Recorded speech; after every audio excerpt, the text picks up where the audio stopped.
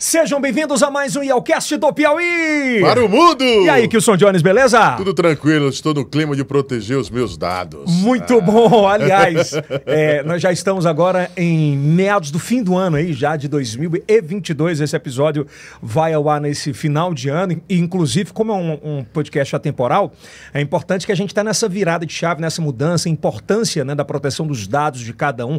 Afinal de contas, hoje praticamente ninguém usa mais carteira, né, cara? Todo mundo é com no celular na palma da mão. Digital, né? Totalmente digital. E esse podcast é muito interessante para você. Então, quero te pedir uma coisa. Já dá o like agora, não deixa para dar no final, não. Dá um like agora, ativa o sininho. Por gentileza, se inscreva no nosso canal. 94% das pessoas que assistem os episódios do Yelcast não são inscritos. Então é importante que você se inscreva. Lembrando que nós estamos entre os 5 podcasts, os maiores podcasts do Brasil no TikTok. Já temos lá quase... Quantos? Mais de 85 milhões de views no TikTok. A gente está muito feliz. Maravilha, hein? Mais de 320 mil seguidores também no Kawaii, agora no Twitter também, no Instagram. A gente está nessa sequência. Dá um Google aí, Yelcast, e você vai conhecer todo esse material que a gente produz no Facebook, na Twitch, enfim, todos os lugares. Tá bom? É muito importante. Você tá muito elegante, cara. Heron veste o homem atual. A nova coleção está sensacional agora, final de ano, né? É um gato esse negro lindo, viu? Lembrando também que o Yelcast é o primeiro podcast em TV aberta para mais de 7 estados, todos os sábados às 10h30 da noite, e durante a semana tem episódios sempre ao meio-dia, tá legal? Pedir a você para dar aquela moral para os nossos patrocinadores que ajudam a esse conteúdo a acontecer. Lembrando, tá bom? Que sempre vai aparecer aqui embaixo o QR Code, então assim, se você vai consumir qualquer um dos serviços que você já consome dos caras que são parceiros nossos aqui, que é muito legal, né, Kilson? Com certeza, dá essa força aí, né? Olha, e hoje a gente tem uma presença mais do que especial. É importante a gente destacar a presença feminina, principalmente no mundo de TI, de tecnologia, no mundo da informação, e é óbvio que a gente tem visto nos últimos meses, nos últimos 2 anos, um apressar muito forte sobre a imersão digital. E com isso tudo, a gente tem um medo do vazamento dos dados. Não é verdade? É verdade. E da onde esse podcast é feito? Que a Teresina foi uma das capitais privilegiadas por receber uma base, uma embaixada de um projeto maravilhoso. Eu não vou falar o nome do projeto, que eu quero que ela apresente o projeto. Hoje a gente recebe com muito carinho aqui Andréa Fialho, doutora Andréa Fialho, muito líder bem. do... Kilson, queria que você falasse inglês agora. Data Privacy, acertei? Data Privacy. Data Privacy. Data Privacy. Bom dia, seja... Bom dia, eu tô no Bom Dia na TV. Seja bem-vindo, salva de palmas, obrigado pela presença. É o mundo da tecnologia. Estão no controle, né? Total. É o mundo da tecnologia, né? Sim, sim. Boa tarde. É um prazer estar aqui com vocês hoje para a gente conversar um pouco sobre proteção de dados. Queria que você se apresentasse para o nosso público. Meu nome é Andréa Fialho. Eu sou profissional de proteção de dados. Minha formação é bacharelado em Direito, eu sou advogada, mas mergulhei nesse novo mundo, né, que é do direito digital, e uma das linhas é proteção de dados. Que é um puta do nicho. Sim. Que completamente pouca gente, assim, agora de algum tempo para cá, tá mais esperto para isso, mas assim, é um mercado... Sim, é um mercado em aberto, né? Porque a gente hoje vive uma tecnologia, mas assim, a gente vive cada dia mais tecnologias disruptivas, que é o que a gente vê, né? E lembrando que a gente está saindo de uma web 2.0 para uma web 3.0, né? Já existem tecnologias dessa web 3 aí, como blockchain, como a questão das DeFis, do metaverso, que estão só esperando que essa estrutura, né, aconteça para que elas possam, como eu posso dizer, elas possam explodir, né? Porque eu sempre gosto de dizer assim, o futuro, na verdade, ele sempre deixa um rastro, né? E o nosso papel é enxergar esses rastros que acontecem para a gente não ser tão surpreendido. Né? E é muito engraçado como essa tecnologia é evolutiva, né? E todas elas dão sinais, né? Sim. Desde a máquina de datilografar até o Word, os cursos de Word, sim, né? E elas não acontecem como mágica, elas já estão aí, né? Por exemplo, agora, todo mundo estava esperando o 5G, né? E o 5G vai abrigar uma tecnologia super nova, que é a IoT, que, por exemplo, na China ela já é o dia a dia, mas aqui no Ocidente ela ainda não está tão, como é que eu posso dizer, ela não tem tanta visibilidade. Mas a IoT vai propiciar ainda uma grande quantidade de tratamento de dados, porque assim, a gente, como eu digo, a gente vai finalmente entrar no mundo da família Jetson, né? A geladeira vai dizer o que está faltando, se ela tiver conectada com o teu cartão de crédito, a compra chega para você. Então, assim, como você disse, o futuro... tipo assim, a Amazon vai lhe reconhecer e vai dar bom dia. Amazon não, a Alexa. A Alexa, ela já faz isso, né? Mas agora tem a Alexa de 16, né? Sim. Tem a telinha, ela, Sim. na hora que tiver, ela já vai... Já diz quem é você, né? E isso tudo acontece... E por que tudo acontece, né? Já que a gente está falando de proteção de dados. Isso tudo acontece por conta dos nossos dados, né? Essa economia do conhecimento, essa era do conhecimento, a indústria 4.0, como alguns gostam de chamar, ela tem uma matéria-prima. Assim como todas as outras revoluções que vieram antes dela, né? A Revolução Industrial, quando ela começou, era a energia, era o vapor. E agora a gente tem os dados, né? Que são os mais caros e valorosos do mercado de hoje. Exatamente. Né? Tanto é que se diz que os dados é o novo petróleo, né? Nessa economia do conhecimento. É a nova moeda virtual, né? É a nova moeda. Antes de a gente entender, eu queria entender essa dor. Da onde surgiu esse amor por essa área? Porque é uma área completamente inexplorada por ambas as partes e principalmente por mulheres, assim, né? A gente tem visto um crescimento nos últimos anos, óbvio, mas era uma área extremamente masculina, né? Sim, assim, nossa, essa paixão, vamos dizer assim, surgiu por uma reconfiguração profissional que eu passei, né? 4 anos atrás eu fui para São Paulo. A minha família foi para lá, eu acompanhei o meu marido e aí eu disse, nossa, eu tenho que fazer alguma coisa, eu tenho que descobrir alguma coisa para eu fazer. E comecei a fazer diversos cursos e estava justamente no momento em que se tinham discussões se a Lei Geral de Proteção de Dados iria entrar em vigor em 2018 ou não, e acabou que eu comecei a estudar. Né? E profundamente. E comecei a gostar do que eu estava lendo, achei que tinha tudo a ver com o momento, porque assim, eu gosto de 2 coisas que parecem que são distintas, mas que elas convergem. Meio ambiente e dados. E aí você pode dizer assim, nossa, o que tem a ver uma coisa com a outra, né? E eu digo assim, domingo começou a COP27, e eu também estou super atenta a isso. Por quê? Quando a gente fala em mudança climática, por exemplo, como é que a gente chega na produção, como é que a gente chega em dados? A proteção climática, ela vai exigir resiliência e adaptação dos centros urbanos, que são as cidades, as chamadas smart cities. E para que as smart cities aconteçam, eu vou ter que ter processamento, eu vou ter que ter tratamento de dados, porque eu vou ter que ter sensores, eu vou ter que ter uma série de coisas que os dados pessoais estão aí. E vou ter que também ter desenvolvimento de novas tecnologias, de inovação. Então, nesse momento que a gente está vivendo do século XXI, né, nessa nossa terceira década, até 2050, tudo passa por tudo isso. Passa por a questão do clima, passa por inovação e passa por dado. E que é o que hoje as grandes nações estão discutindo. Exatamente.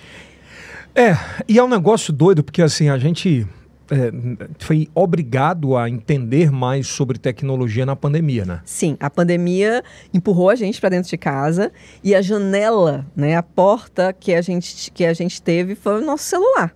Né? Então, todo mundo buscou se conectar àquele aplicativo que solucionasse a tua necessidade daquele momento. E para que os aplicativos funcionem, a gente tem que fazer cadastro, a gente tem que fornecer dado, né? De repente a gente foi para casa, teve que baixar todas essas plataformas para que o trabalho pudesse acontecer de vídeo, como a gente tem o Meet, a gente tem o Zoom, todas elas apareceram e a gente foi empurrado para lá. Então, assim, por isso que a gente disse, não tem um novo normal, é o normal da agora, né? E esse normal da agora é o normal com essa tecnologia incorporada e com esse material que somos nós. Né? São os nossos dados. E quando a gente está falando dos nossos dados, a gente está falando da nossa personalidade. E por isso que ele é tão valioso, né? Por isso que para as Big Techs, né, que souberam explorar muito bem a Web 2.0, né? Essa questão que a Web 2.0 trouxe de centralização, né? Elas souberam explorar bem isso de saber fazer o que a gente chama das predições, de trazer perfis. É como se cada um de nós aqui nessa sala tivesse um perfil traçado que pode ser acionado para dizer o que você gosta de ler, o que você gosta de ouvir, qual é o teu desejo. Eu tenho uma amiga minha que ela deu um depoimento para mim que eu achei fantástico. O YouTube descobriu antes dela que o filho dela era autista. Porque ela começou a procurar vídeos, né, no YouTube sobre algumas características que o filho dela tinha. E o YouTube começou a colocar vídeos de autismo para ela. E ela não entendia.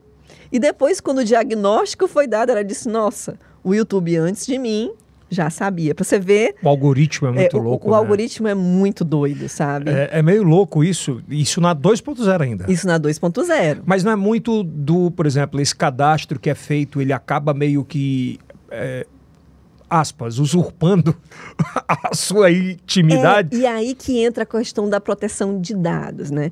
E aí por que essas leis de proteção de dados surgiram? A gente sabe, quando a gente fala das Big Techs, né, que a concentração dessas Big Techs são no Vale do Silício, né?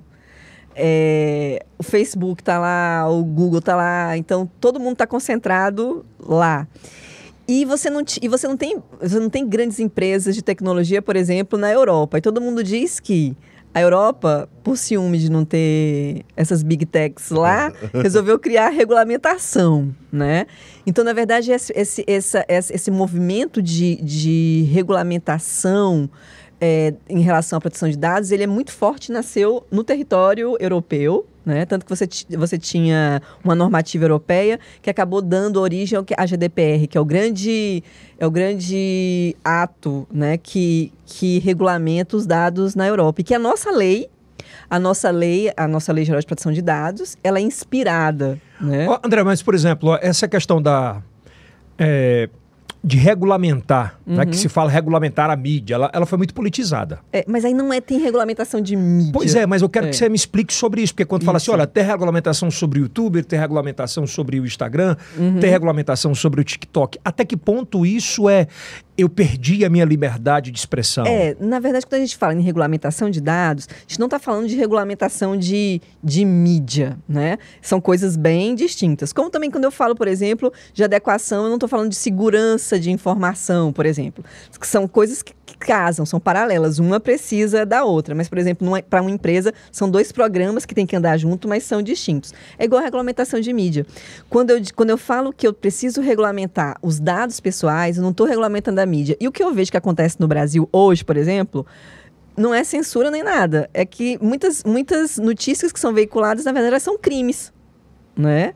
Muitas fake news são crimes, né? Elas provocam discriminação, elas provocam algum tipo de ato que infringe a nossa regulamentação. Então, assim, no Brasil não tem a regulamentação de mídia. Existem alguns países que têm.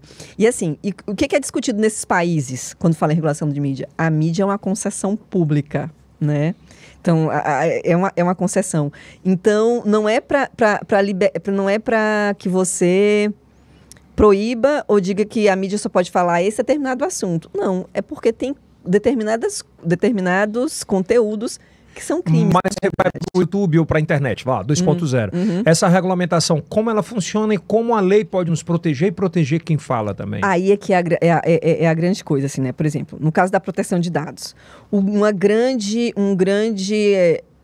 avanço que a lei traz são os canais de comunicação, né? Então, assim, uma das obrigações que todas as empresas têm que ter a partir de agora são os canais de comunicação do titular de dados com aquela empresa. Tanto é que tem uma figura importantíssima dentro dessa nova sistemática, que é o encarregado de dados, né? Em relação à mídia, também são os canais de comunicação. Por exemplo, eu quando estou usando o Instagram, por exemplo, tem algum conteúdo que eu não gosto, que chega até mim, eu vou lá, digo que eu não quero receber, que não me interessa, ou então denuncio. Eu digo, e lá tá dizendo por que eu não quero receber. Se é alguma coisa que está relacionada com pornografia infantil, se é alguma coisa de discriminação. Então, isso não é regular mídia. É porque cada uma dessas plataformas, elas têm que se adequar à legislação Isso já local. Passa por a lei? Não, isso não passa. Não passa pela lei. Esse filtro? Não, isso passa pelo Marco Civil da internet. O da lei passa a questão do tratamento, de eu pegar esses dados e usar de uma forma indevida. Porque o que eu acho mágico na lei é o seguinte, muita gente, principalmente, né, as empresas que têm essas obrigações, porque a lei traz um conjunto de boas práticas que essas empresas têm que ter a partir de agora para demonstrar para a Autoridade Nacional de Proteção de Dados que elas estão adequadas. Elas dizem assim, nossa, vocês vão burocratizar tudo aqui que eu estou fazendo, agora para tudo eu preciso de um papel, para tudo eu tenho que ter autorização. Não. Mas o consentimento, ele passa a ser fundamental, né? O consentimento é uma das bases legais que a lei traz para algumas ações que é fundamental, como, por exemplo, do cadastro, né? Quando você vai assinar algum termo de confidencialidade, quando você vai fazer alguma coisa, você consente. Mas a lei também traz outras bases, além do consentimento. Bom, eu quero saber já sobre a questão do crediário, se eu tenho que entregar tudo pro cara do crediário ou do cartão de crédito, e vai ficar por isso. Eu quero entender isso já, mas antes disso tem uma pergunta. Doutora, uma situação em que as ONGs viveram nos últimos dias, nos últimos meses principalmente nos grandes centros. A lei, o rigor da lei nos grandes centros, existe uma pressão ainda maior. É isso?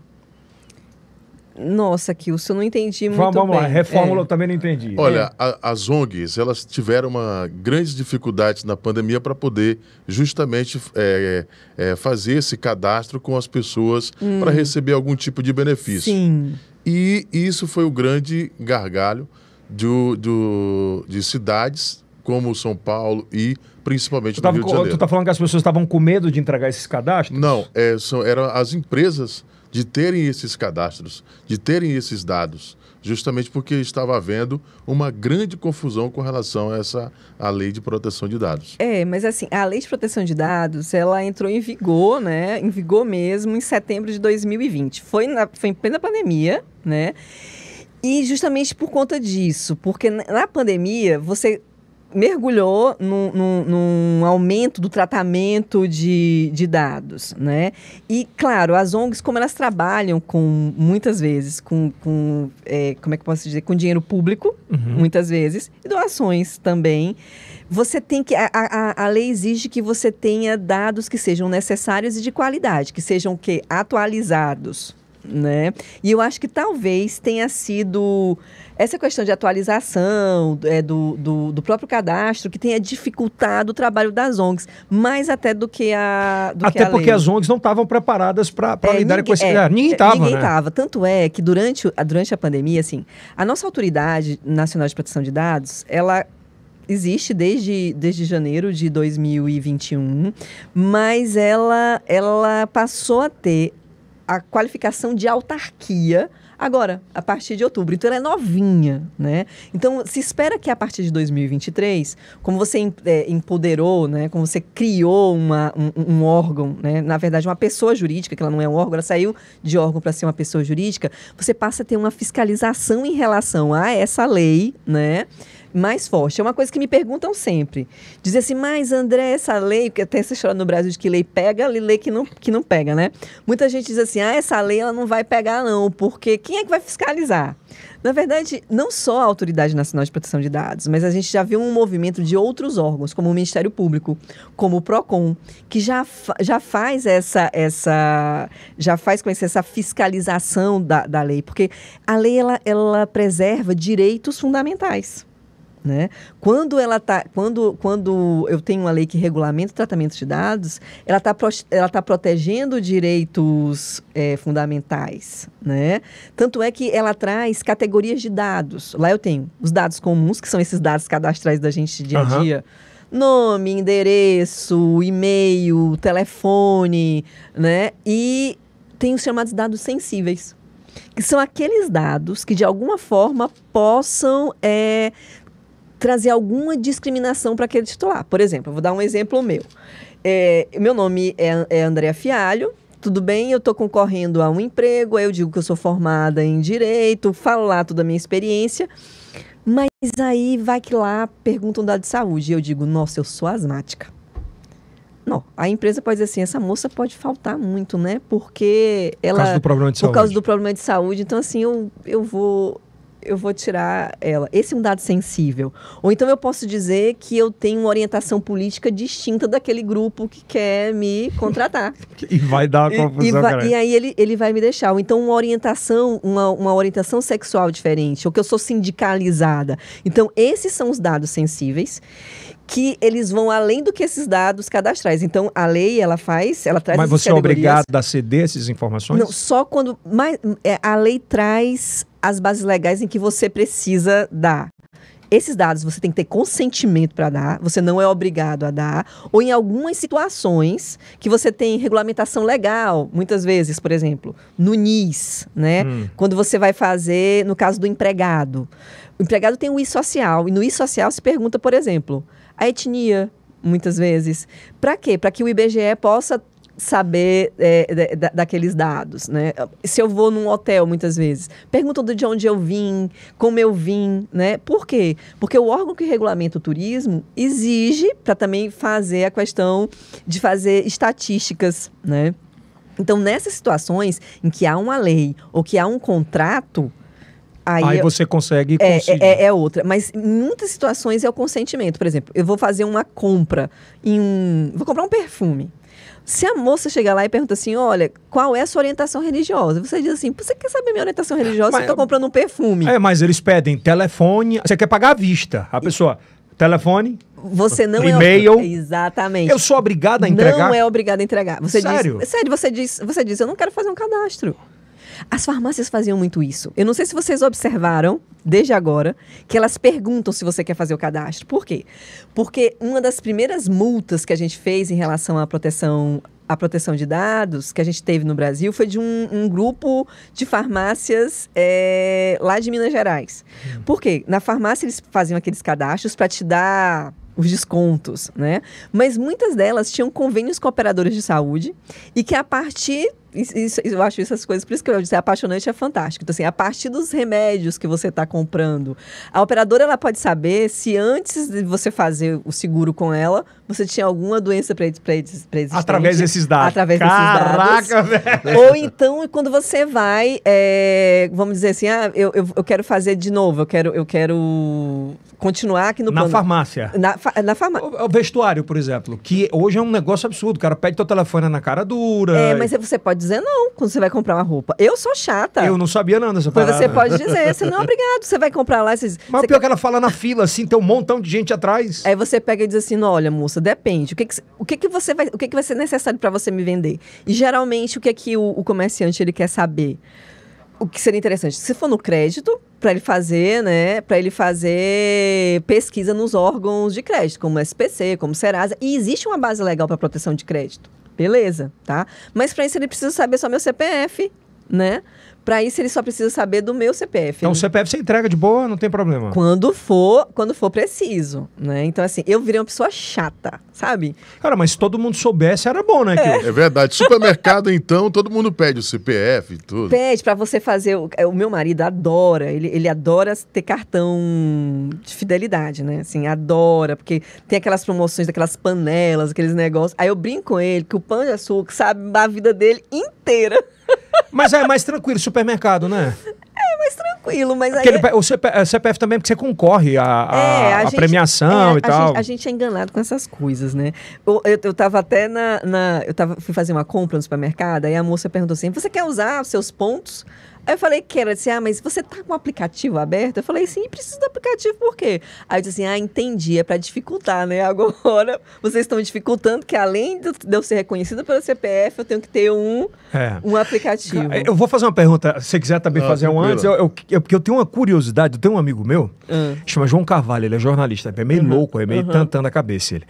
E aí um dia ele chegou para fazer o comentário dele na TV e tava uma fita isolante no telefone na frente, e uma fita isolante no telefone atrás. Eu disse, você tá maluco, cara? Isso é besteira, isso não vai pegar. Uma vez eu vi o Zuckerman. Exatamente. Uma fita isolante no notebook. Eu não me lembro bem se foi a LG.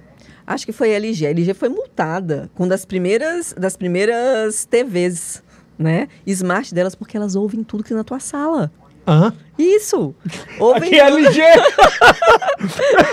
Mas eu acho que eles já resolveram esse problema. Então eles receberam uma multa Tira essa TV da sala porque aí. gravava tudo, né? E assim, e é isso que eu gosto de dizer assim. Quando a gente pensa em inteligência artificial, por exemplo, a gente sempre pensa numa coisa muito longe, num robô, mas você tá com a inteligência artificial no teu braço. Você tá com a inteligência o smartwatch. Exatamente. Você tá com a inteligência artificial que é o teu telefone, né? Então assim, quando ele tá registrando o batimento do teu coração, a tua pressão, isso é dado de saúde, né? E os dados de saúde, em regra, são dados sensíveis. Você está me dizendo, doutora, que, por exemplo, se eu der uma alterada na pressão aqui, eu posso receber uma mensagem, por exemplo, de uma empresa que trabalha com a área da saúde cardíaca? Pode ser, dependendo, né? Hoje sim. Até os batimentos cardíacos estão sendo roubados. Né? Então, o que acontece, assim? Ou vendidos. E o telefone é uma coisa incrível, assim. Às vezes você está discutindo, um amigo meu estava discutindo uma vez, que ele disse que achou fantástico essa, foi que ele estava discutindo se uma determinada marca de carro era melhor do que a outra marca de carro, que era a marca de carro que ele tinha. Ele disse que achou incrível. Só estava falando ele e o outro colega estava com ele. Quando ele abriu o telefone, estava lá a marca do carro. A marca do carro. Caraca. Tá? E acontece isso diariamente. Por exemplo, né? Eu já vi séries americanas, né? Que o telefone tá lá e o cara do FBI entra e... Aí você começa a ouvir através do... Isso será se existe mesmo? Existe sim. Lembra que assim, ó, aqui no Brasil, por exemplo, a Lei Geral de Proteção de Dados, ela levou 10 anos, né, dentro do Congresso.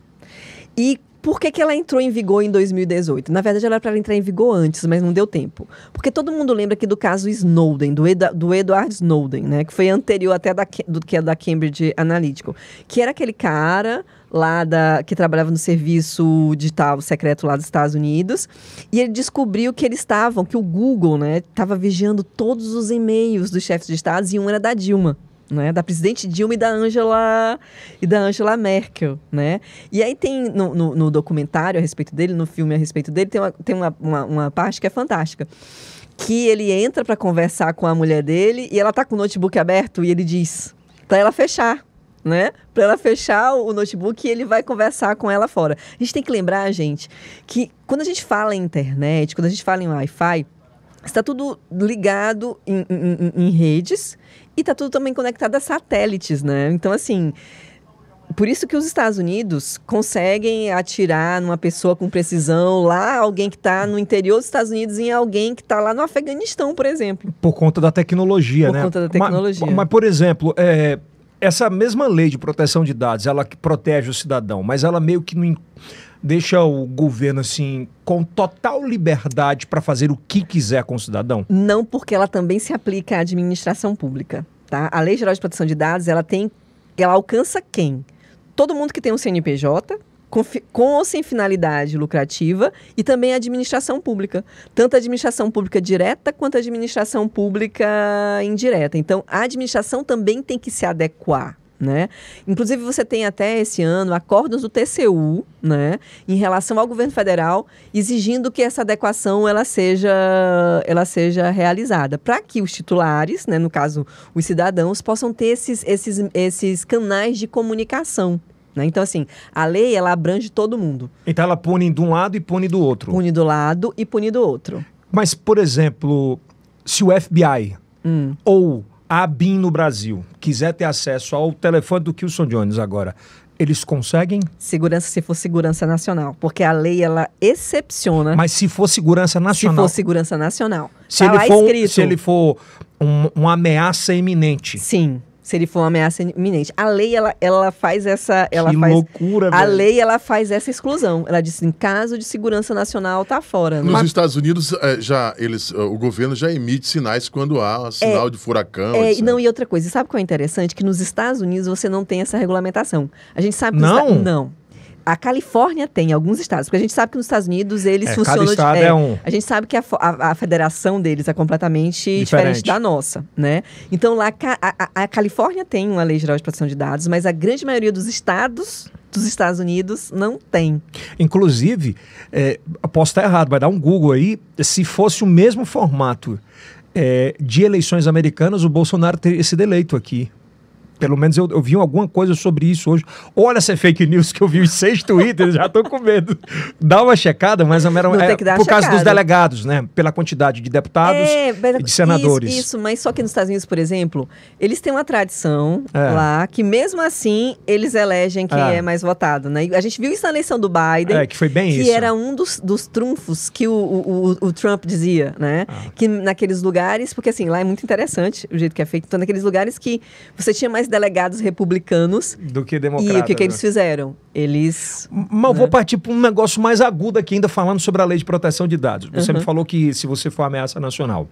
Mas vamos lá, o presidente, vamos falar nesses extremos que a gente vive hoje, né? Teve Bolsonaro que perdeu a eleição e o Lula que ganhou a eleição. Eu comando o país, Bolsonaro. Pronto, agora do dia para a noite, André é uma ameaça eminente ao país. Eu posso determinar que te ouço? Nossa, aí, como eu estou dizendo, tem que estar bem... fundamentado. Tem que estar bem fundamentado, porque se bem esse governo não precisa estar muito bem fundamentado, né? Mas, assim, tem que estar bem fundamentado para que possa Quem autoriza acontecer. isso? Quem autoriza isso seria, por exemplo, a própria ABIN. A ABIN é que autorizaria? Putz, isso aí quem manda da ABIN é quem o presidente indica. Nossa, engraçado. Mas não é bom fazer essa reflexão? Sim. E lembra que saiu, eu não sei quando foi, acho que foi 2020, saiu uma lista de influencers que a ABIN estava investigando. Quem não era persona não grata, saiu uma lista dessa. E foi um escândalo. Você acha que, por exemplo, a ABIN... Cuidado, você pode estar na lista ainda, vai até o dia 31 de dezembro. Eu tô tranquilo. Você acha que, por exemplo, ela poderia estar ouvindo tudo o que a gente está falando? Não, porque ela teria que estar... Ela teria, como é que se diz, que ter todo um equipamento, tal, ou busca, né, ali uma fita isolante para vir. Ela poderia ter feito isso, mas a ABIN... Qual é a comparação que a gente fala? A nossa PF é o FBI e a ABIN é como se fosse a CIA, né? E é bom, pouca gente entende sobre isso, sabia? Sim, pouca a gente PF entende. É como se fosse o FBI. E a ABIN é nossa CIA, né? E tanto é que... Lá que estão os nossos espiões. E eu tenho uma amiga que trabalha na ABIN. Eu digo, nossa, eu sou uma amiga de uma espiã, gente. Eu gosto de brincar com ela. E tem essa mesma assim. parada mesmo de investigação, eles se comunicam, né? Eu acho assim, sim, mas assim, é uma coisa muito fechada, né? Ninguém tem... Você quase nem conhece. Aqui em Teresina, eu sabia que a ABIN funcionava num prédio aqui. E você não sabe nem muito o que... Você não sabe nem muito qual é a direção dela. Porque, por exemplo, a CIA, ela sempre tá, pelos filmes que a gente assiste, isso é informação de filme, né? Sempre tá com aquela história do conflito do Oriente Médio, sempre tá aquela história dos cartéis. Isso é uma coisa que realmente impacta para esse que acontece. Ou então a Rússia, né? Tanto é que o Biden sabia de algumas informações. Mas você não sabe muito bem no que a ABIN trabalha, né? Pela exposição que o Brasil tem hoje, pela potencialidade que o Brasil tem, ele é um alvo dessas inteligências? Como eu estou dizendo, o nosso marco civil da internet, né, que foi a presidente Dilma, que, né, foi no governo da presidente Dilma, lá ela já traz o conceito de dado pessoal, por exemplo. Por quê? Porque você não tinha ainda uma lei geral de proteção de dados e ela precisava dar uma resposta por conta de quê? Por conta do que a CIA estava fazendo com a questão dos e-mails, da leitura dos e-mails dos chefes de estados que eram de outros países, de acordo com o que o Edward Snowden disse que estava fazendo, né? Tudo isso que foi dito aqui doutora, como é que o cidadão comum deve se proteger diante de situações como essa? Informação, né? Tudo passa pela questão de informação. Se informar sobre a lei, se informar sobre os direitos que ele tem, né? Ele tem direito, por exemplo, eu tenho o direito de dizer que eu não quero mais fazer parte daquele cadastro que eu fiz.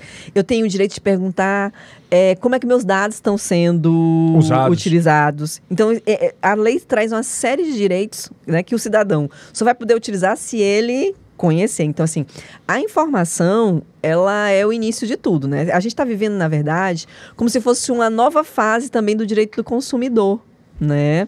A gente está vivendo esse novo momento. A gente teve o código lá na década de 90 e muita gente não acreditava e ele hoje é uma grande ferramenta que a gente tem e a lei também é isso. Só que a gente está vivendo aquela história. É como se fosse uma adequação do consumidor. É como se fosse uma evolução, né? Uma evolução, porque lá no Código Consumidor ele já fala em dados. Só que os dados que são trazidos lá, a informação que é trazida lá no Código Consumidor são os dados físicos. E a Lei Geral de Proteção de Dados, ela evolui. Ela tanto regulamenta o tratamento dos dados físicos, daqueles que estão guardados lá no teu arquivo, na tua gaveta, como também os que estão no mundo digital. Ó, pra você ver uma loucura, né? Cada vez mais se fala no Brasil de digitalização de documentos, Sim. sejam públicos ou Sim, privados, né? sim. É difícil aí você guardar um contrato, você guarda na nuvem, Sim. porque pode ser, inclusive, destruído através do incêndio e tal. Sim. Você imagina o poder. Sim, e tem uma coisa interessante, essa história de nuvem, né? Então, assim, a gente tem que ter cuidado, por quê? Quem está fazendo isso tem que demonstrar de como é que ela está, quais são a questão da segurança de informação em relação a isso. A questão de backup, a questão de ter firewalls, toda a questão de segurança.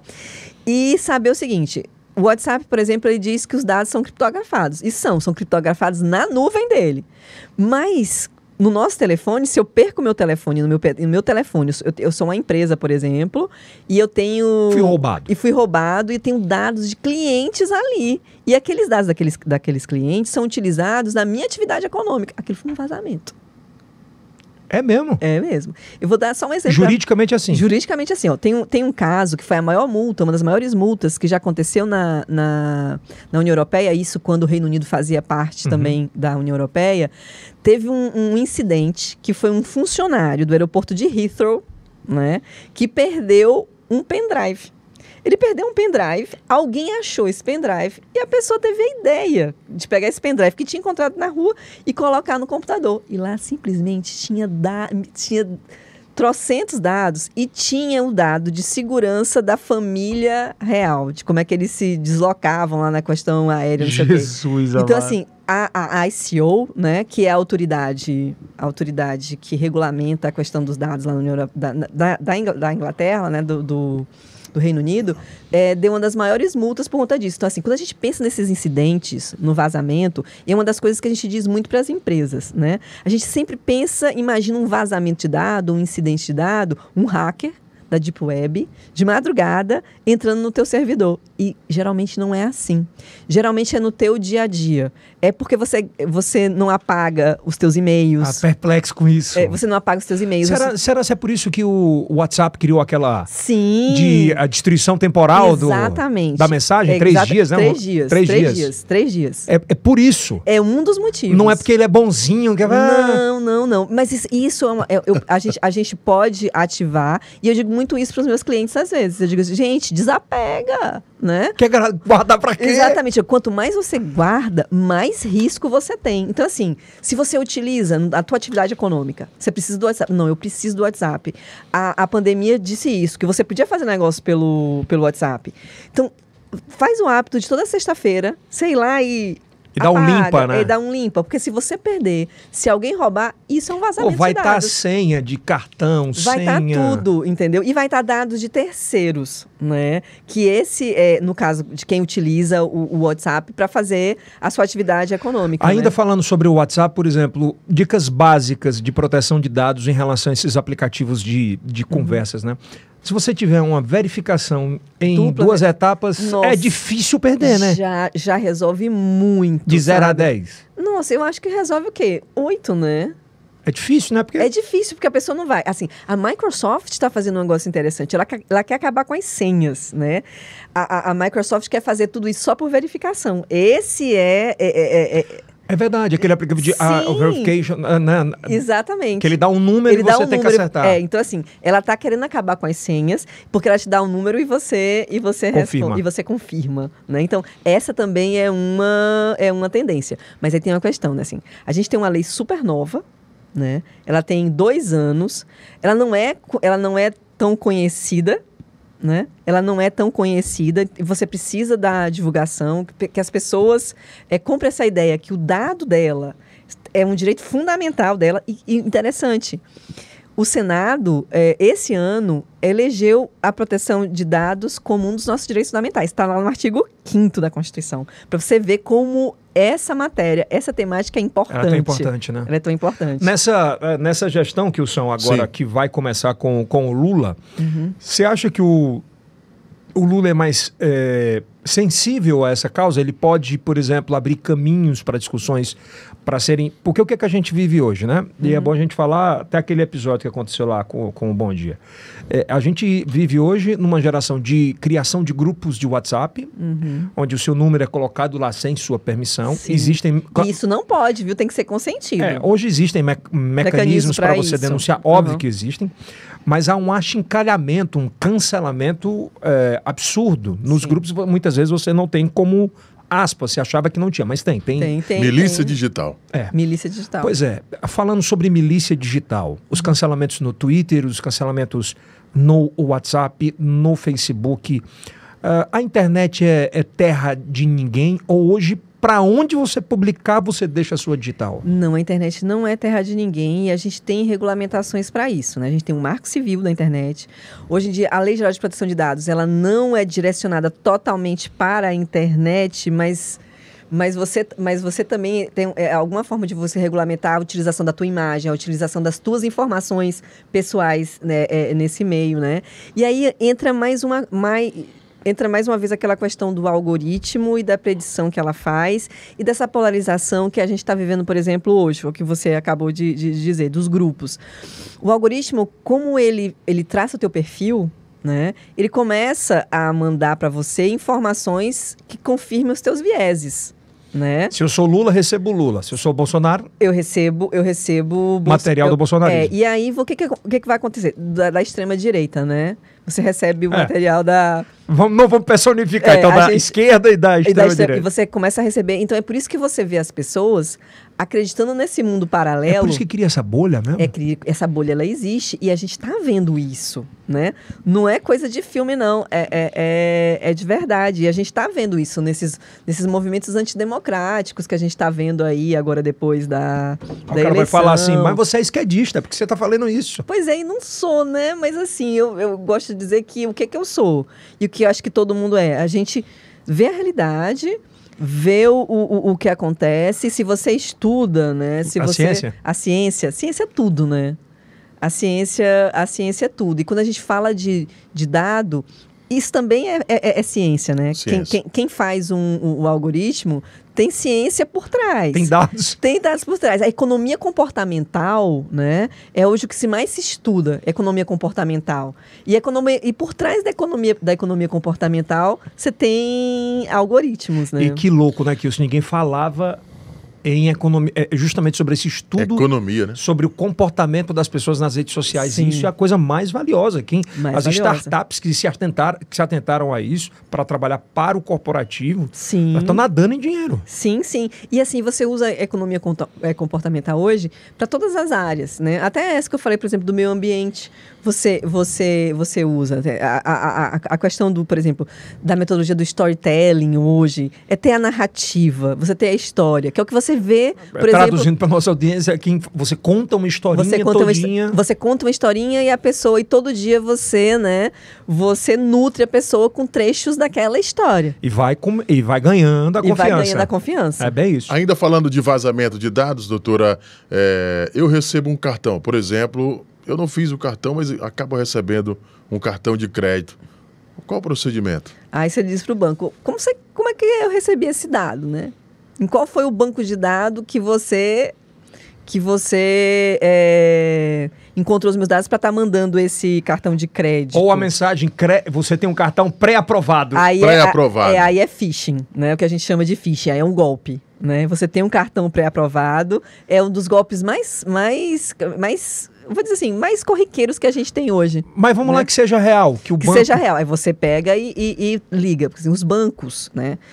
As grandes empresas hoje, elas são as que estão mais adequadas hoje. Ou então em processo de adequação, que a gente nunca diz que uma empresa está adequada, né? Porque é um programa e programa sempre vai indo. Então, essas empresas, em regra, elas têm esse canal de comunicação. Então, você utiliza o canal de comunicação e pergunta, você fala com o encarregado, que é essa figura que eu disse, que é uma figura importante dentro da Lei Geral de Proteção de Dados, que faz essa interface entre o titular, a empresa e a Autoridade Nacional de Proteção, e você diz para ela, como foi que você conseguiu isso? Ou então você entra direto na NPD, na Autoridade Nacional de Proteção de Dados, e diz que o seu dado foi utilizado de uma forma que não foi E você pode fazer essa denúncia? Você pode fazer, tem um canal aberto lá. Tem um canal aberto. Ou os PROCONs, também. Os PROCONs também já estão recebendo essa tipo de demanda. Você acha que muitas vezes a gente passa por esses perrengues por não conhecer os nossos direitos? Nossa, a maioria sim.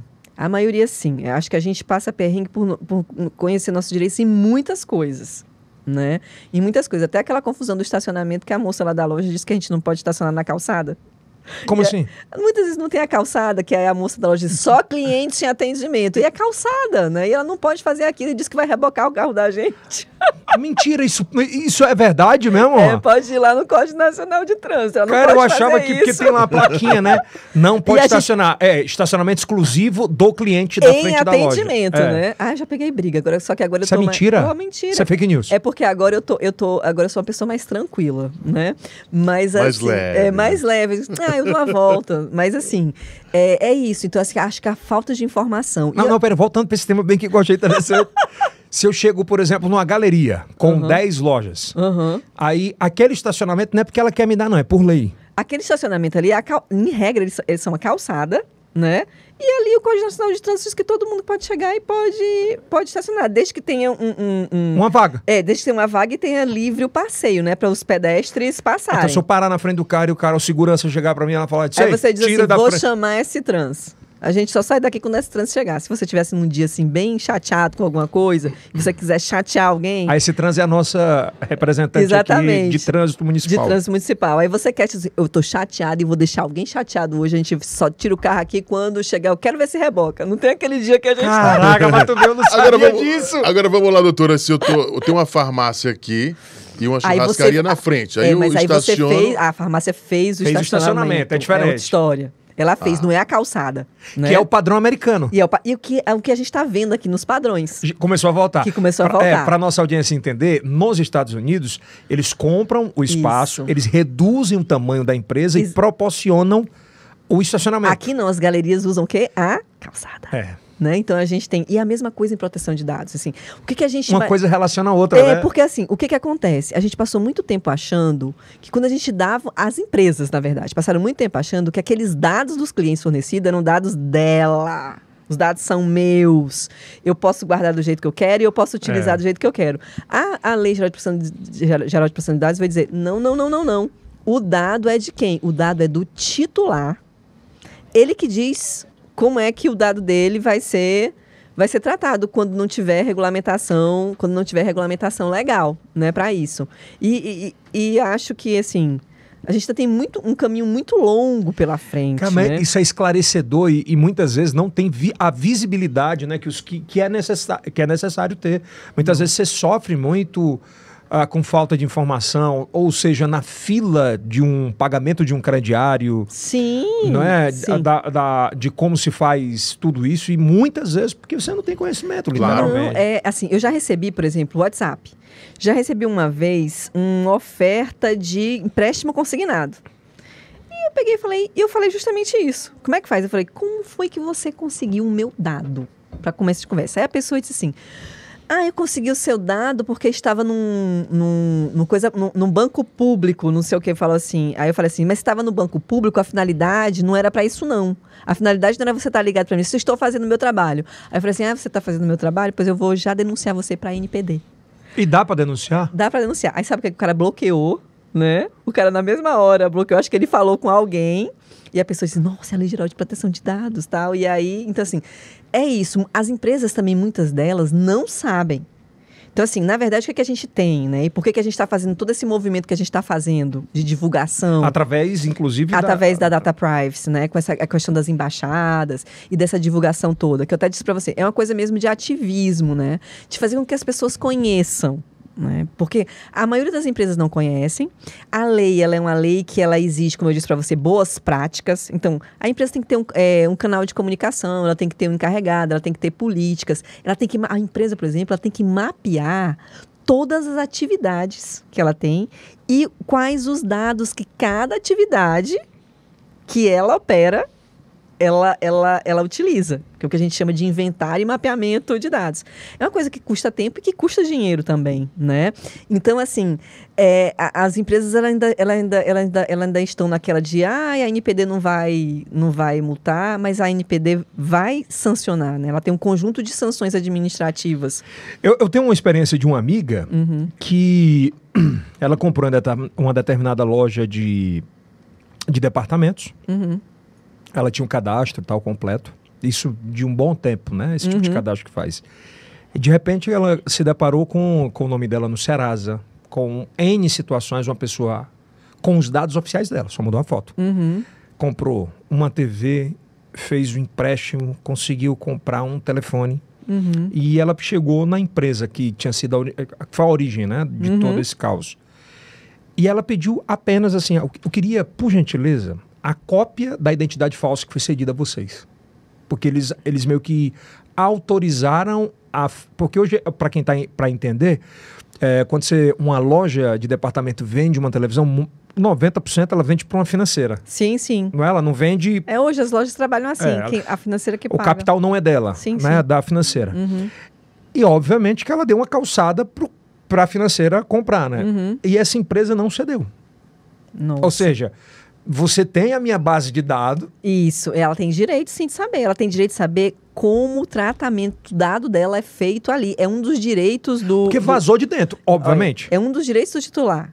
Então, assim, a lei diz que em 15 dias a empresa tem que responder, tem que dizer como o teu dado, por onde o teu dado passou dentro da empresa, com quem a empresa compartilhou os dados. Deixa eu ser justo, eles tiraram do Serasa rapidamente as duas empresas, tanto a empresa que foi a fornecedora do serviço, quanto a que vendeu. Não, a que vendeu e a fornecedora do serviço. Mas isso é uma loucura, né? Porque tem um negócio lá dentro que está fornecendo a informação. Sim, tem. Então, é uma das coisas que você, quando vai fazer o que eu estou te dizendo desse inventário, você tem que saber, por exemplo, como esse dado é compartilhado dentro da empresa, se a empresa compartilha esse dado fora, se tem transferência internacional de dados, porque muitas vezes a empresa diz assim, meus dados ficam guardados na nuvem, lá na Amazon, por exemplo, eu tenho um contrato com a Amazon, aí você diz assim, nossa, mas esse servidor da Amazon fica onde? Ele fica no Brasil ou ele fica em outro país? Porque se for em outro país, a gente está falando de transferência internacional de dados. E aí tem também tem uma regulamentação, né? A lei também traz uma regulamentação para isso. Por exemplo, essa lei, ela pode potencializar uma punição mais forte e obrigar, num futuro, né? A qualquer empresa no Brasil, ela tem um núcleo específico e completamente blindado sobre isso? Na verdade, a lei, quando a lei fala em boas práticas, e ela traz um conjunto de sanções. Por exemplo, o carro-chefe, né, quando todo mundo fala em adequação, se fala numa multa que pode chegar até 50 milhões, essa multa. Mas claro que essa multa de 50 milhões vai ser para as grandes empresas, né, que pode somar as infrações e chegar nesse valor. Mas assim, já pensou uma empresa de terceirização que trabalha com dados pessoais, né, direto? Se a empresa, a NPD chega e diz assim, olha, vocês cometeram uma infração e eu vou bloquear o banco de dados de vocês. É pior do que levar a multa, né? Porque você... completo. Então, suspender aquela atividade, suspender o tratamento. Então, assim, a lei, ela traz uma série de... Isso já é previsto. Isso já é previsto na lei. Então, assim, ela convida você a fazer... A ter a boa prática, né? Ela convida, mas é o quê? É impositivo. Agora, André, de verdade, é muito desconhecimento da população em relação a essa lei, viu? Sim, muito. Porque boa parte da população brasileira, eu digo esmagadora parte, não tem a menor noção do que é de direito dela, Kilson. Com certeza. Não tem. E todo mundo tem que se adequar, hein? Eu vivo dizendo. Todo mundo, até pessoa física. Por exemplo, eu tenho uma moça que me fornece Natura. E ela tem lá no WhatsApp dela com os nomezinhos. Eu brinco com ela, digo, Dona Vitória, você não sabe se vazar o dado aí, se a senhora vai ter problema. Não me diga isso não, nem me fale essas coisas, minha filha. André, vem cá, aceitar cookies ou não? Cookies, como é que fala em inglês? Cookies, deixa eu te dizer. É porque tem, né, agora o site pergunta, você aceita ou não aceita? É o seguinte, aí você entra na política de cookies. E você, algumas plataformas, alguns sites, elas vão dizer para você quais são os cookies que você pode selecionar ou não. O que é isso para quem está em casa? O cookies, ele, na verdade, ele faz o quê? Ele captura, né, aquele dado para você ter uma melhor experiência naquela plataforma. Não tem essa história de melhorar a tua experiência? São os cookies que melhoram a tua experiência, né? Mas obviamente, eles são entregues a departamentos comerciais. Em regra, né? Melhorar a experiência... Você aceita? Depende. eu abro, em regra eu abro para saber, né? Se eu posso selecionar ou não. Quando não tem essa opção de não selecionar, eu não aceito. Já disse, eu virei uma pessoa tá sendo uma aula isso aqui para quem tá assistindo a gente também, né? Com certeza. E fim de ano chegando, a gente percebe que muitas empresas de score têm enviado muitas mensagens. Mas muito. Muito. O que fazer, doutora? Aí, aquela coisa, né? Você não abre, você não responde, ou então você pega e manda um e-mailzinho. Por exemplo, eu pego no meu e-mail, quando chega alguma mensagem dessa, eu saio. Não quero seguir, não quero isso, não quero aquilo, entendeu? Eu saio varrendo todo mundo. É melhor ser cri-cri do que perder a conta, né? Eu acho que é melhor ser cri-cri do que perder a conta. Perder a graninha lá no... Eu acho, entendeu? Ainda sobre direito de dados, rapidinho, quando nós vimos agora, na última semana, nesse período de novembro de 2022, uma operação gigantesca da Polícia Federal, essa operação do PIX por vazamento de dados, né? Vazamento de dados. Quase 10 milhões de reais. Sim, vazamento de dados.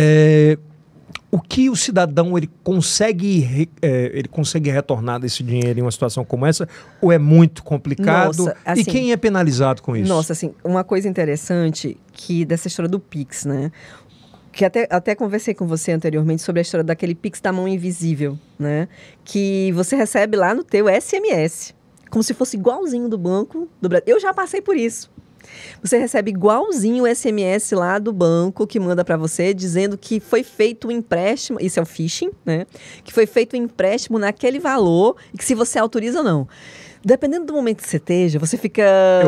Eufórico e clica. Aí a moça atende, dizendo que é o banco tal, todo bonitinho. Aí ela pega e diz assim, mas a gente tem como resolver isso. Você baixa esse aplicativo, isso, aquilo, outro, que a gente vai resolver. E você é mão invisível, por quê? Porque você vai vendo o cara tirar o dinheiro da tua conta. Né? E os bancos tiveram um prejuízo gigantesco em relação a isso. E assim, o Banco do Brasil teve um prejuízo gigantesco em relação a isso, porque ele estava devolvendo. Né? Ele estava devolvendo. E tem que devolver, né? Ele tem que devolver, ele estava devolvendo o dinheiro, entendeu? Então, assim, é o alerta, né? É ficar ligado a qualquer coisa que foge do teu dia a dia, né? Comportamento. Geralmente, os bancos, eles só se comunicam através dos aplicativos titulares, Exatamente. Né? Ele não vai por SMS. É igual a Receita. A Receita diz, nunca vou me comunicar por você desse jeito. Mas, assim, depende do momento, depende do dia. E, às vezes, isso acontece. E, principalmente, às vezes, com pessoas mais velhas, né? Que não tem muito discernimento sobre o mundo digital, Exatamente, né? Exatamente. Bom, tem algumas coisas ainda que eu quero debater aqui, que eu acho que são importantes. O dono Musk. do Twitter agora, o Elon Musk. É assim que fala, né? Elon Musk. Ele comprou o Twitter, Sim. que é uma das redes que... ela já é uma gigante, mas ela tem crescido no Brasil agora... Nossa, eu na época das eleições, eu só estava no Twitter, porque lá é muito bom. E cresceu muito, absurdamente muito, que é uma rede que acaba congregando muita coisa. E ele começou a falar agora de um aplicativo único. Sim. Né? Onde ele mudaria o nome do Twitter. Sim. E colocaria uma rede própria, onde todo mundo seria um Instagram novo, com um nome diferente. Sim. Um TikTok. Seria uma puta de uma concentração de dados. Sim, aí seria uma big tech, né? Seria a big tech isso das bigs. Bom ou ruim? Nossa, eu acho que tudo que concentra demais, você tem um perigo maior. Né? Porque não tem aquela história do Homem-Aranha, grandes poderes, grandes responsabilidades, que o tio Ben disse para ele na hora que estava morrendo. Então, assim, acho que nesse mundo que a gente vive de predição, de traçar perfis, é uma coisa bem complexa, né? E tanto a gente ouve muita gente dizendo agora que vai sair do Twitter, né, justamente muitas vezes por causa desse movimento. E eu, inclusive, eu já estou até numa rede de espera de uma nova rede social, que é a Bluesk, que é de um cara que era do Twitter. Que era um dos programadores? Ele era um dos CEOs do Twitter, que saiu do Twitter, mas saiu antes da história do Elon Musk. E ele está criando uma nova rede social, chamada Bluesk. E eles vão fazer o teste beta, o teste da versão beta dessa rede. Aí você entra lá e faz o pré-cadastro. O pré-cadastro para Mas ficar isso esperando. É preocupante? Porque é um poderio absurdo. Ele tem Tesla, entre outras. Não. Acho preocupante. Como eu disse, assim, quando você fala em cadastros únicos, nesse mundo que a gente vive hoje, é complexo. Tem um exemplo muito do governo da Índia, né? Que a Índia é um país, né, gigantesco. Em termos de população, ultrapassou a China hoje. A Índia, em termos de população, é maior que a China hoje. E eles fizeram isso. Um cadastro único, eles tiveram um vazamento de dados gigantesco e eles meio que retrocederam. O governo brasileiro também estava falando muito nisso, né? De fazer um cadastro único, agora durante o governo Bolsonaro. E eles também não botaram muito para frente, né? Porque aí você tem que dar meios de segurança. Você tem que ter meios de segurança muito maior do que a gente tem hoje. Eu tô tentando entender agora como é que a gente tem segurança aqui.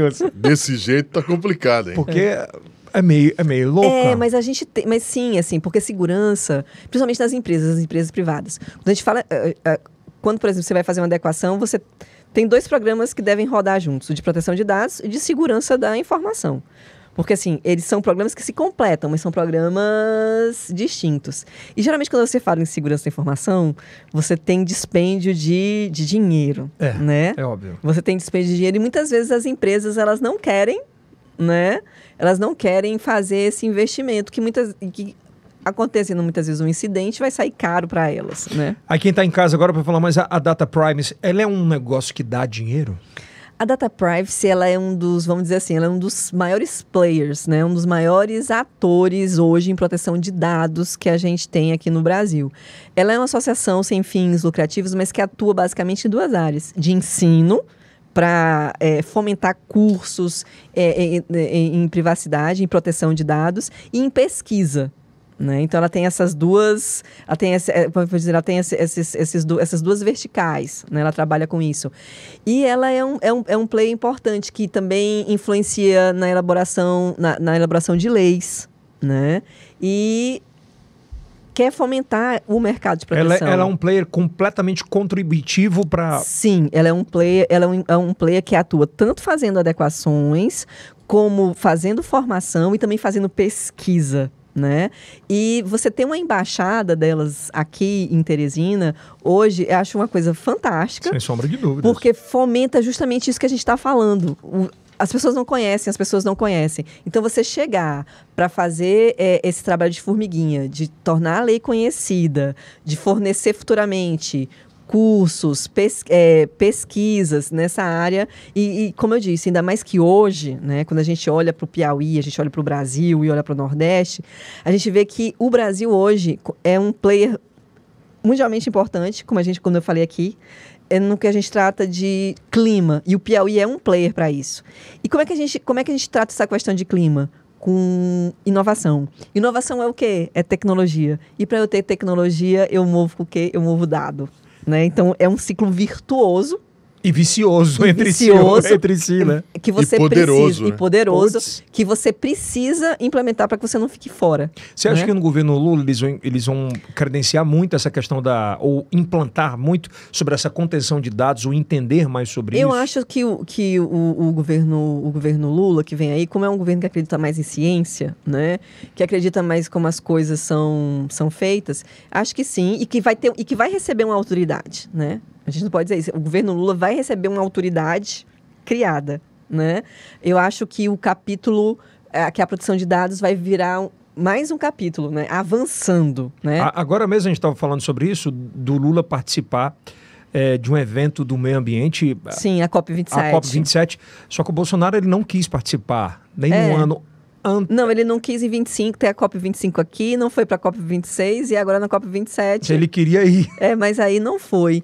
E é isso, a aposta que se faz é essa. Você acha que o Lula está sendo obrigado, aspas, a ser presidente antes de ser presidente? Não, de jeito nenhum. Eu acho que o mercado, principalmente, o mercado do norte, né, dos países capitalistas do norte, que comanda toda a questão de investimento no mundo.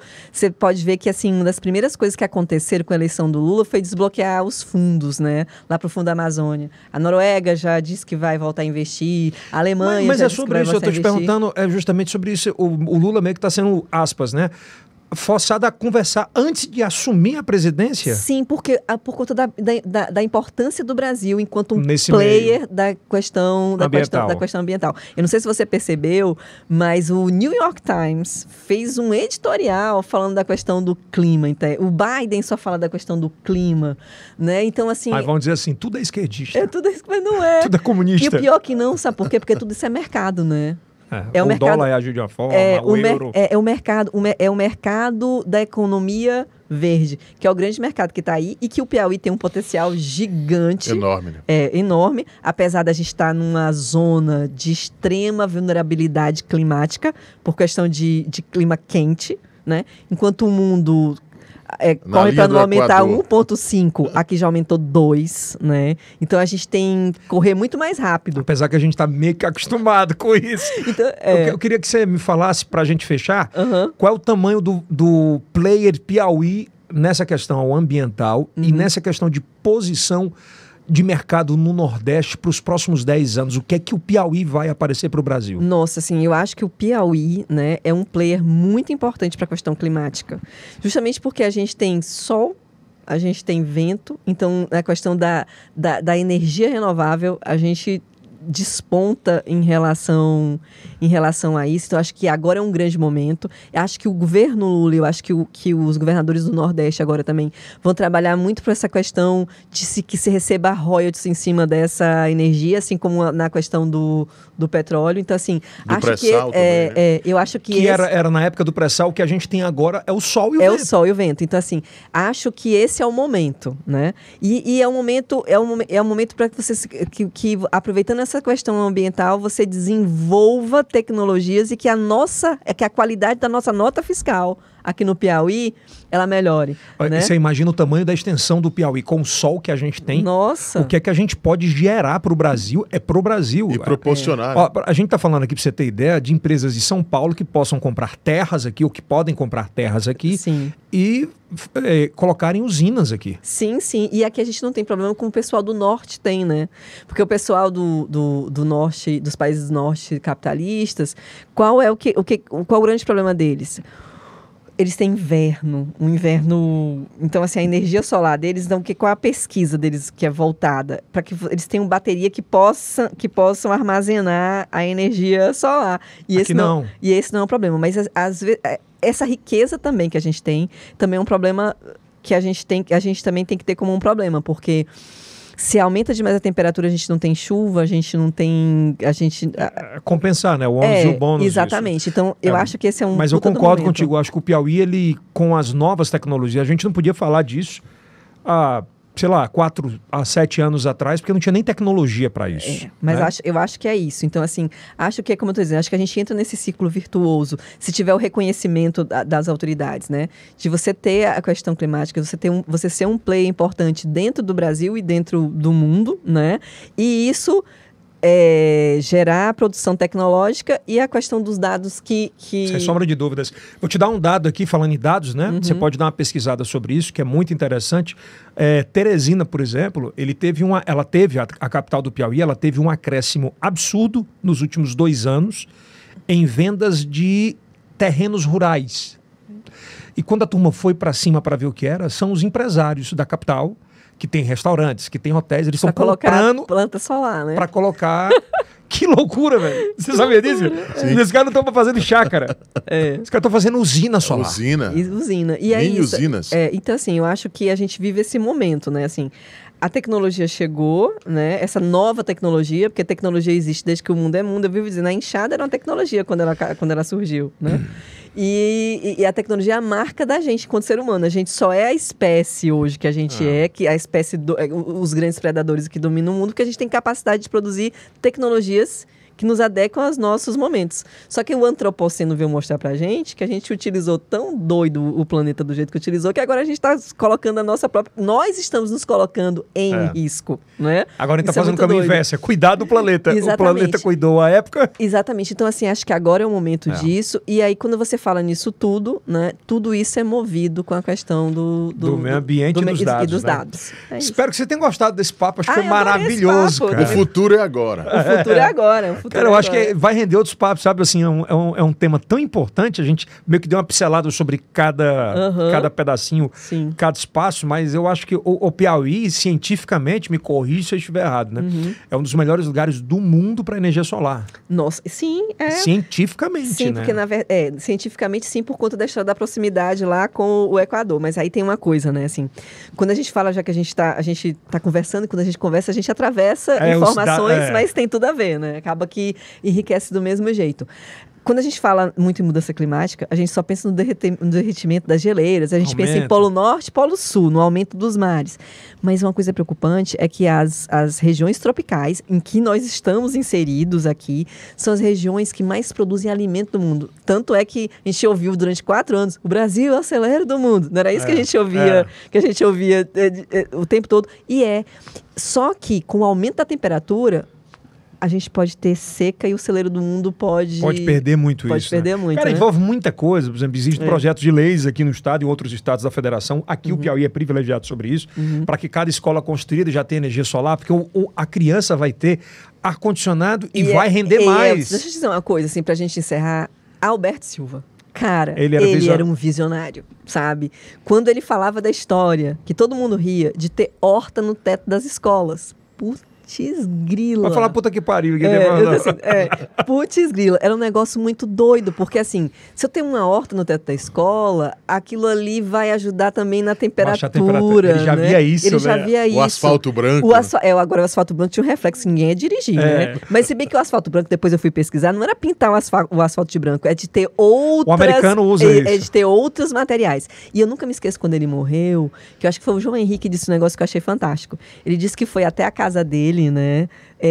Na Pedra do Sal, ele tinha uma casa lá, e ele ficou esperando ele chegar, e quando ele chegou, estava um vento forte, ele disse assim, você está vendo a maior riqueza que nosso estado tem? E ele disse, qual riqueza? O vento, né? Ele tinha uma visão. Então, assim, ele era um visionário, e os visionários sempre, no momento, eles são tratados como pessoas fora da caixa. E eles são fora da caixa. Ou loucos, né? E eles são fora da caixa, e que bom que eles existem, né? Cara, mas muito, muito bonito que você falou, e é verdade, né?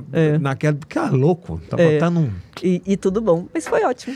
Aproveita, Denis, anota aí pra gente tentar colocar aqui em cima. Uma horta aqui em cima. Põe uma horta! Boa! Tem que fazer...